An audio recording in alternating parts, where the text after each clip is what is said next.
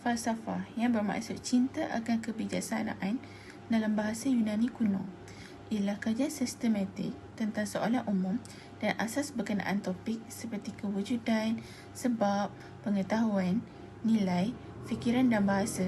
Ia adalah siasatan rasional dan kritikal yang mencerminkan kaedah dan andaian sendiri.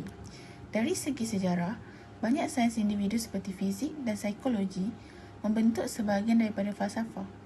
Walau bagaimanapun, mereka dianggap sebagai disiplin akademik yang berasingan dalam pengertian istilah moden.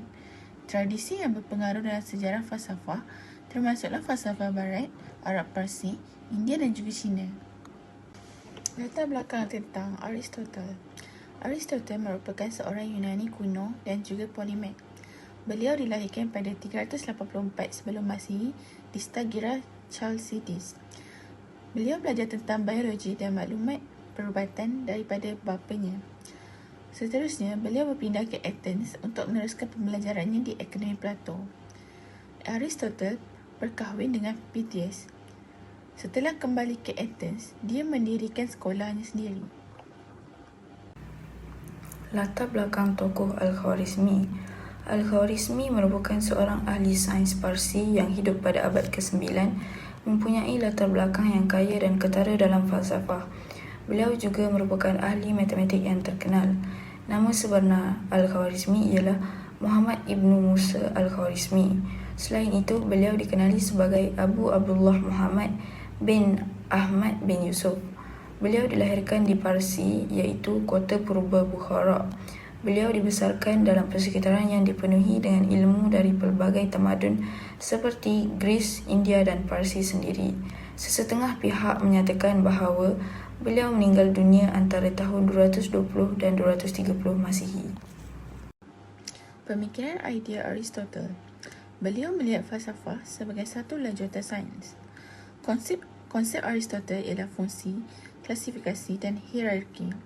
Beliau percaya bahawa falsafah boleh mencari jawapan. Metafizik baginya ialah kajian alam dan diri kita sendiri. Logik pula baginya ialah penghuraian sistem koheren yang membolehkan kita menyiasat, mengelas dan menilai pembentukan penaklukan yang baik dan juga buruk. Pemikiran idea tokoh Al-Khwarizmi. Tokoh agung Al-Khwarizmi mempunyai pengaruh yang besar terhadap falsafah sains, khususnya dalam bidang matematik dan astronomi. Pemikiran Al-Khwarizmi dapat mengubah paradigma matematik dan sains pada zamannya dan masa hadapan. Salah satu sumbangan idea yang penting oleh Al-Khwarizmi ialah penggabungan algebra sebagai pendekatan yang tersusun untuk menangani masalah matematik.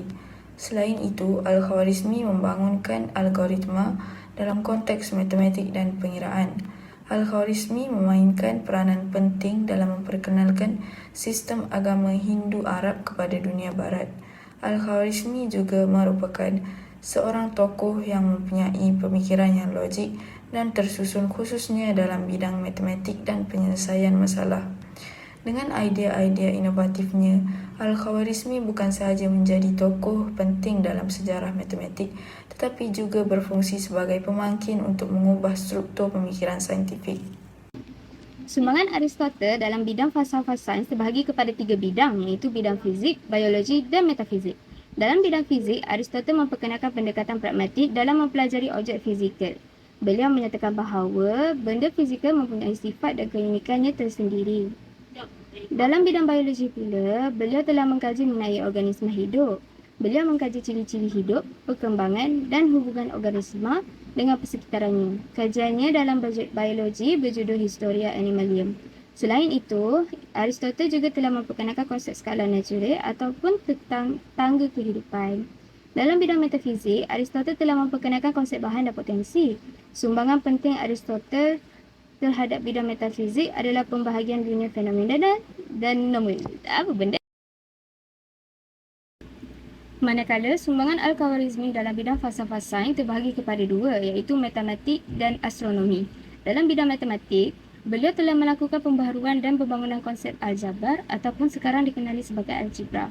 Salah satu hasil karya beliau iaitu Al-Mukhtasar fi Hisab Al-Jabar wa Al-Mutaqabalah telah memberikan sumbangan besar dalam perkembangan sains dan matematik. Beliau juga telah memperkenalkan sistem penamaan angka yang digunakan sehingga kini secara meluas. Dalam bidang astronomi pula, beliau telah mengenalkan kaedah pengiraan astronomi yang tepat. Melalui karya terkenalnya, Kitab Al-Zij Al-Sabitalitin, beliau telah memudahkan pengiraan pergerakan planet dan fenomena cakrawala. Beliau juga telah mengembangkan konsep trigonometri dan astronomi. Selain itu, beliau berperanan dalam pembangunan ilmu kaji bintang dan falak. Kitab Al-Tarikh dan Kitab Al-Hikmat adalah hasil karya beliau yang terkait dengan alat-alat mengukur waktu menggunakan matahari. Hari ini saya akan membentangkan tentang analisis perbandingan antara dua tokoh iaitu Al-Khwarizmi dan Aristotle dalam bidang sains. Semua Aristotle dalam bidang fizik adalah mengenai teori 5 unsur iaitu air, bumi, udara, api dan ether. Dalam bidang astronomi, beliau telah menjelaskan tentang teori geosentrik bagaimana bumi adalah pusat semesta dan ia tetap statistik. Dalam bidang biologi, beliau dianggap sebagai bapa saintis kerana telah menulis tentang 9 besar spesies dengan terperinci. Dalam bidang botani dan zoologi pula, Aristotle telah mengelaskan beberapa jenis tumbuhan menjadi tanaman yang mempunyai bunga dan tidak mempunyai bunga. Dalam bidang zoologi, ia telah berjaya mengklasifikasikan menjadi mengikut darah dan tidak berdarah. Bagi sumbangan Al-Khwarizmi pula, beliau telah memberi sumbangan besar terhadap kemajuan dalam bidang sains astronomi, iaitu hasil kerjaya beliau turut meliputi kerja berkaitan dengan jam, alat yang menunjukkan waktu dengan bayangan matahari serta alat kaji bintang. Di sini kita dapat lihat bahawa semua Aristotle dan Al-Khwarizmi amat penting untuk perkembangan semua bidang yang diceburi oleh mereka.